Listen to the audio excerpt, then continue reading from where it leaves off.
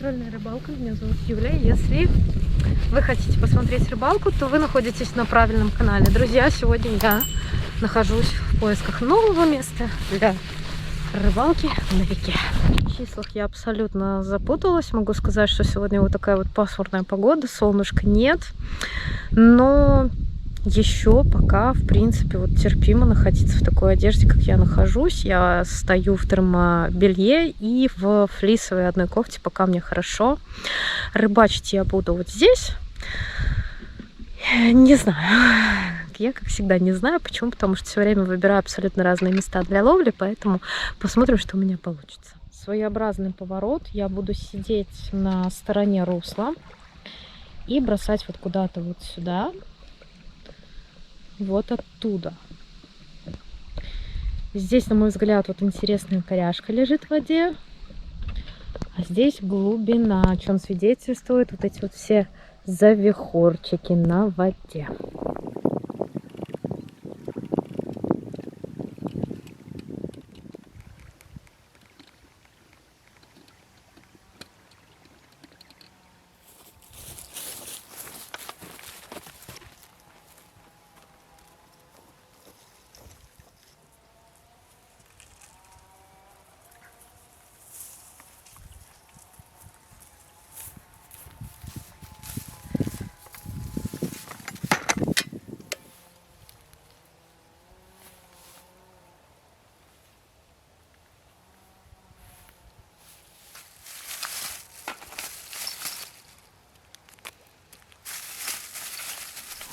Так, вот сейчас оборудую местечко свое. Как видите, вдалеке стоит мой стульчик. На нем сегодня поставила столик, потому что трава высокая, чтобы не ковыряться. Мало ли клещи, все такое. Камерка моя. Здесь подставочка под фидер. Сейчас вот все располагаю у себя здесь на столике. Кстати, столик очень удобная вещь. Нашла какой-то самый дешевый, ну и нормальный в интернете. В сумке у меня лежат все снасти, которые могут потребоваться. Типа лесочки, крючочки, колокольчики. Корм у меня сегодня готовый. РС Ready Universal. Написано холодная вода. Добавлю печиво. Печиво привлекает не только цветом, но и служит как крупная фракция. Печиво у меня будет двух цветов: зеленого и желтого. Но у нас типа принято считать, что в Беларуси, что на зеленый цвет идет лещ, подлещик, на желтый цвет плотва, голавль, бустера. Первый фидер, который я сегодня собрала, это волжанка ProSport Думчев Суперфидер в росте 3,9 с тестом 80 грамм плюс. Поставила квивертип 2,5 унции. У меня в качестве основной лески стоит плетенка. Не помню уже какого диаметра. В качестве шок-лидера 0,28 леска. И катушечка у меня волжанка ProSport 5004. Металлическая. Уже, между прочим, как вы все ненавидели волжанку и то, что они делают, катушки. Эта катушка служит 3-й или 4-й год. Монтаж, как всегда, у меня патерностер. Инлайном я ловила только в условиях соревнований и не на реке. На реке я чаще всего все-таки использовала патерностер, потому что я участвовала не в профессиональных соревнованиях, а в любительских. И сейчас я буду проверять, будет ли стоять кормушечка 70-ка на той точке, которую я выбрала. Посмотрим.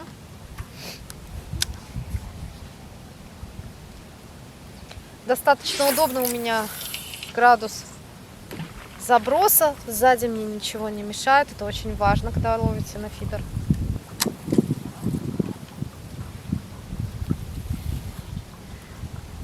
Ну и опять-таки непонятно, где рыбу сейчас на этой реке искать, потому что здесь вода из-за сточных вод, которые идут из Минска, она обычно теплее.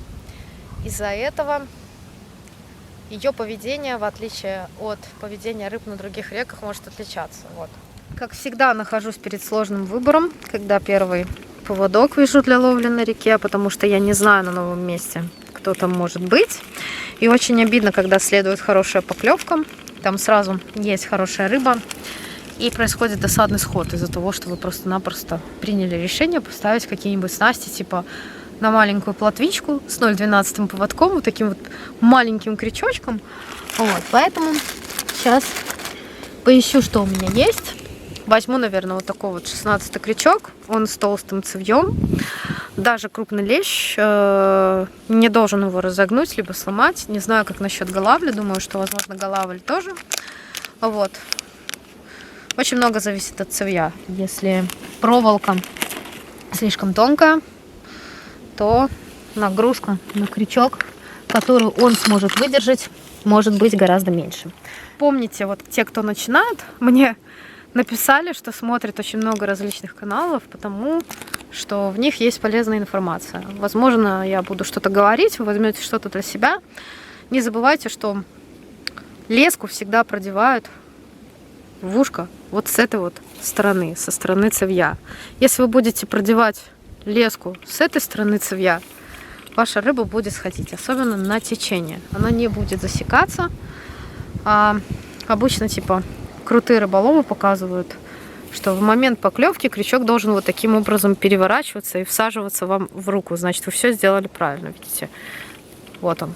Оп, и переворачивается. Точно так же он будет поступать с рыбой, когда она будет его брать в рот. Какой-то даже дождь пошел. Ну, наденем сюда вот так червячка. Ничего, пока в нашу, так сказать, кашу не ложим. Просто вот так вот забиваем посильнее, потому что она сухая для ловли на реке. Кашка это. И я делаю первый заброс.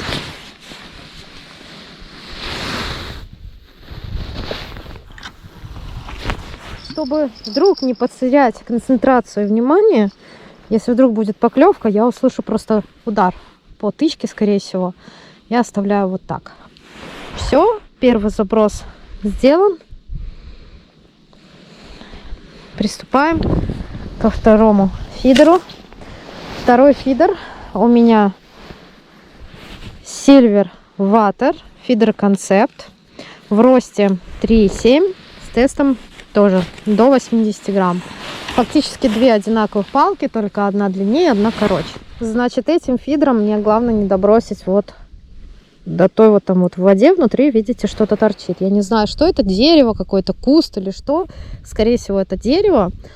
У меня тут небольшая клипса стоит. Сейчас мы посмотрим, на каком расстоянии она будет. Но единственное, что я сделаю, это проверю дно, если меня все устроит, на наличие различных зацепов. Для этого я сейчас поставлю маркер, чтобы не обрывать кормушку, потому что кормушки стоят дороже маркеров.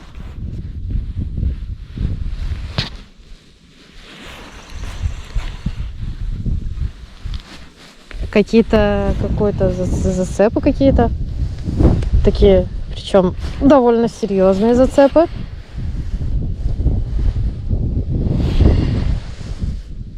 А вот здесь они перестали. 1, 2, 3, 4, 5, 6, 7, 8, 9, 10. На второй фидер я тоже ставлю патерностер, но в данном случае я буду использовать совсем вот такой вот малюпасенький крючок, как вы видите. Тоже с достаточно крепким цевьем. 2, 3, 4, 5. Ставим одного опарыша, одного мотыля колечком. Это у меня проверочная насадка на любую рыбу.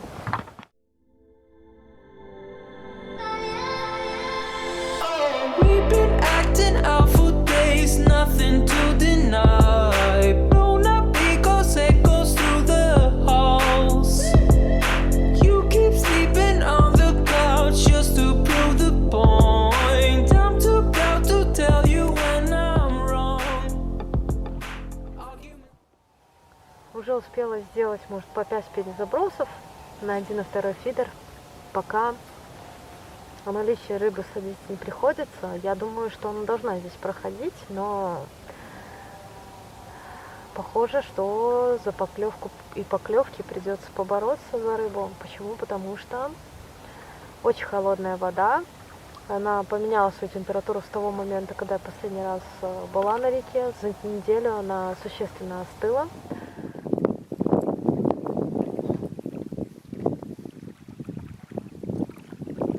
Ребят, не знаю, есть там что и нет. Вроде ничего нету. Только листики собираю на опарыша. Рыбка себя тоже никак не проявила. Пока что. Но мы только начали ловлю. Не забываем, что сейчас осень, и рыбу нужно ждать. Ждать, ждать и ждать. Давайте теперь попробуем поставить пучок мотыля.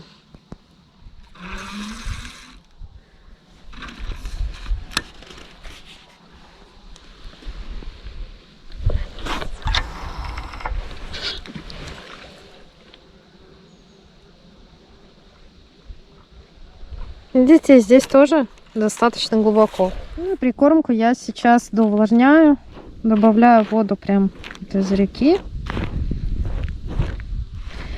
Вот в этом маленьком тазике я ее осторожно перемешиваю. У меня, походу, поклевка. Похоже на поклевку, не знаю. Может, и не поклевка. Сейчас посмотрим. Мотыля.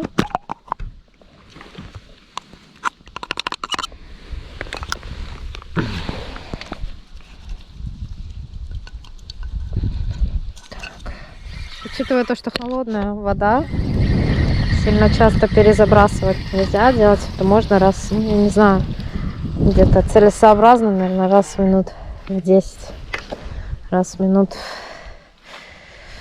ну, хотя бы 5. Ну и, естественно, немножко кукурузки буду тоже добавлять.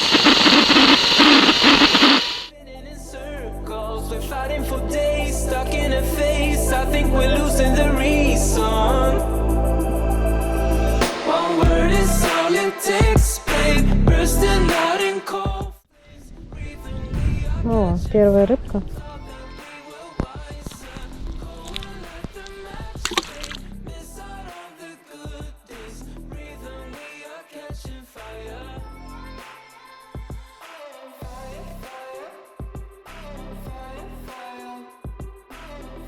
Сейчас достаточно у меня такой вязкий корм, медленно вымывается из кормушки, плюс я внутрь добавляю опарыша, лиманника и кукурузу. Вымывается, ну, наверное, в течение минут 50, потому что через минуты 4 я достала, и корм, половина его еще в кормушечке была. Первую поклевку я вообще не увидела. Первая поклевка, я не помню, на что произошла. Вроде бы надела пучок мотыля. Один из подписчиков мне написал, что я начала подниматься и никого в счет не ставлю. Я, конечно, не знаю, в каком месте именно я начала подниматься и что у меня начало подниматься, если я девочка. Вот. Но я могу сказать, что с количеством подписчиков, то, что вы видите, ваша жизнь никогда никак не поменяется. Ни в лучшую, ни в худшую сторону, потому что все зависит только от вас. И неважно, есть подписчики или нет.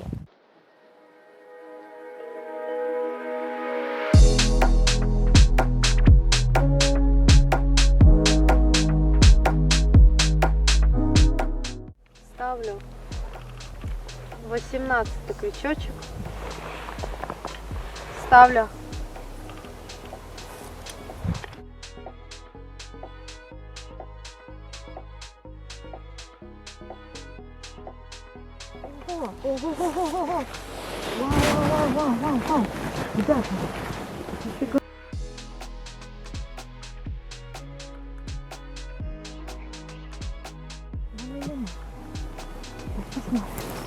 это не мешает.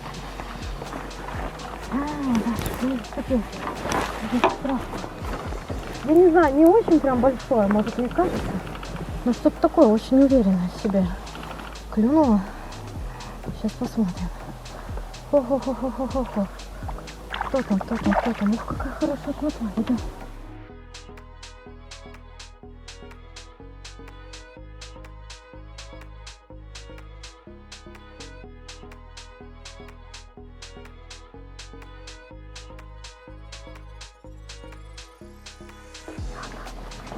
Вау! Вау, ребятки!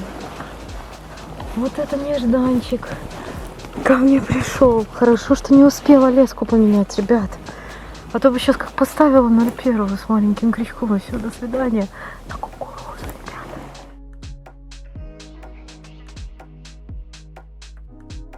Здесь у меня стояла кукуруза, я один опарыш. Крючок у меня 16 номера с толстым цевьем. Блин, ребят, если есть такой голавль, я боюсь, что может быть больше, и мне надо не утоньшаться, а утолщаться и ставить больше кукурузы, ребят. Длинный поводок стоял у меня. Не ожидала я, что здесь может он быть. Друг мой, не сопротивляйся. Чем быстрее мы с тобой закончим это дело. Оставим крючок пока. Вот такой вот мальчик-красавчик. Или девочка. Ставлю вот на второй фидер тоже. Сейчас вот видите, кукурузка у меня здесь. И к кукурузке добавляю одного опарыша. Учитывая то, что мы уже смогли определить, что здесь есть голавль. А голавль — это стайная рыба. И, возможно, здесь есть экземпляры и крупнее. Давайте добавим то, что он будем добавлять, то, что он так сильно любит в прикормку. Это кукуруза. И, конечно же, опарыша, которого перед тем, как нарезать, вообще лучше всего просеять. Видите, много лишнего, ну ладно, ничего. Можно было бы его в воду посадить, чтобы он промылся. Но мы сделаем так. Мы теперь нарежем еще и опарыша, потому что опарыш — это одно из любимых лакомств голавля. Когда попадаешь не в то место, которое нужно, очень много листвы собирается. Из листвы очень тяжело достать, видите, кормушку из воды.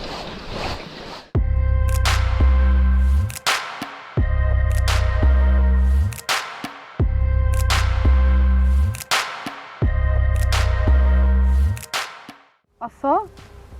Откуда она взялась? Уже даже гости на юг полетели. Алло, откуда ты взялась, мать? Вот. Как вкусно пахнет. Она, наверное, на соленый огурчик прилетела. Что еще нужно для того, чтобы прекрасно провести время на рыбалке?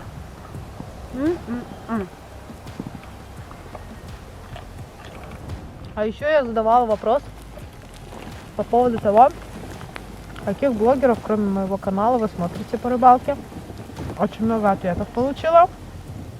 Практически все смотрят одно и то же. Я тоже смотрю и знаю практически все каналы, о которых мне говорили. Чаще всего называли Ромарио Агро и Always Ellen. Многие написали, что смотрят еще Катю Шеремет, это Катя Рыбалка. И Жизнь на земле. Саша, забыла, как его фамилия, я тоже периодически смотрю его видео, потому что я всегда смотрю, что делают другие блогеры, на что они ловят, потому что мне самой интересно разные способы ловли используют. Где-то у кого-то, может быть, какие-то подсказки по рыбалке есть, тоже интересно всегда смотреть. Ну что, а я приняла решение посмотреть диппером на глубину ловли и на то место, откуда у меня клюнул голавль. Глубина ловли в том месте 2,2. Кормится, возможно, я ее перекормила 2,6 метров. Вот, но рыба есть, и, возможно, я просто не могу. Ого, сколько рыбы, ребят.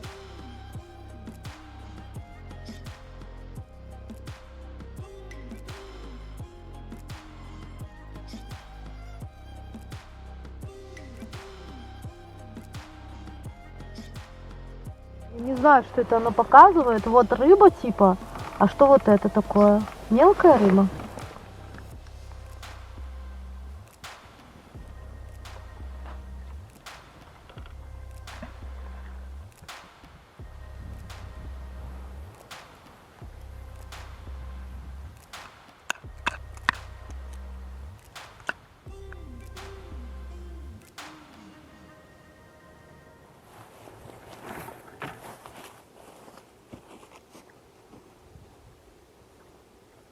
О, поклевочка.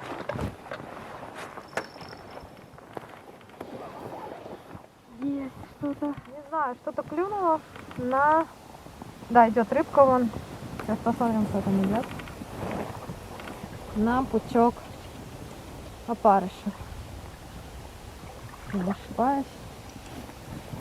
Так. Это у нас еще один голавль. На пучок опарыша с мотылем. Теперь я знаю, кто там его сбирал. Рыбалка осенью на фидер. На реке на новом месте. Представляете? Голавль клюнул на опарыша. На него посмотреть, какой он красавец. Небольшой. Кто-то скажет, это плотва. Нет, ребят, не плотва. Плотва отличается от голавля, во-первых, формой тела. У голавля тело более сильное, крепкое, мощное, с мышцами. Плюс у него большие губы и большой лоб. Я стояла не на повороте реки, но на достаточно глубоком месте. Выбрала место с глубиной 2,5-3 метра. Сегодня поклевки у меня случились на кукурузу, на опарыша с мотылем. Искать обязательно надо и надо пробовать. Прикормка не ставит рыбу на точку. Почему? Потому что, допустим, я ушла немножко дальше с той точки, которую кормила. И поклевка последовала практически сразу на первом забросе. Это значит, что просто нужно находить рыбу, где она локализуется, а не выкармливать ее. Сейчас кормить рыбу, наверное, больше бесполезно, часто перезабрасывать. Сперва я подумала, что стоит ставить маленькие крючки, маленькие поводки, но когда произошла первая поклевка голавля на кукурузу с опарышем, одна кукуруза с опарышем стояла, у меня клюет на второй фидер. Клюет, реально клюет. И когда произошла первая поклевка на 0,14 поводок и на крючок такого 16 номера, я поняла, что рана вот сейчас подтекла. Снова произошла поклевка, только уже на другой фидер, и снова произошла на опарыша. Как видите, рыба стала активизироваться ближе к закату. Вот последних полчаса осталось для того, чтобы просто посидеть, половить. И у меня реально происходят первые нормальные, адекватные поклевки рыбы на фидер. Пару рыбок мне таки удалось поймать. Я вот вам покажу самый главный трофей и вообще радость сегодняшнего дня. Такой красавчик. Голавль.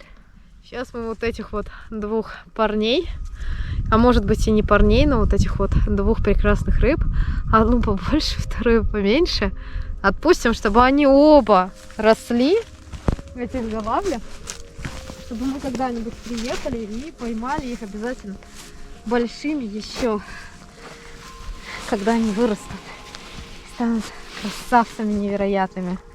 Так, этого.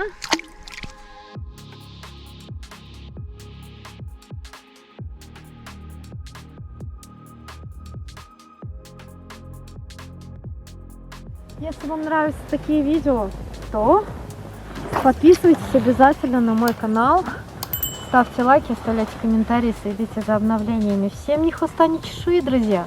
Пока!